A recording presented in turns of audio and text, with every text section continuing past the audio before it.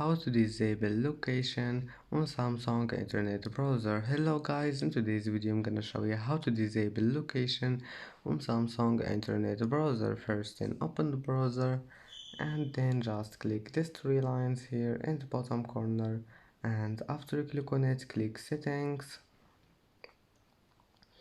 and scroll down. Here you will find sites and downloads. Click on it and then just click site permissions and here you will find location. Just click on it and now just go back, it will be saved.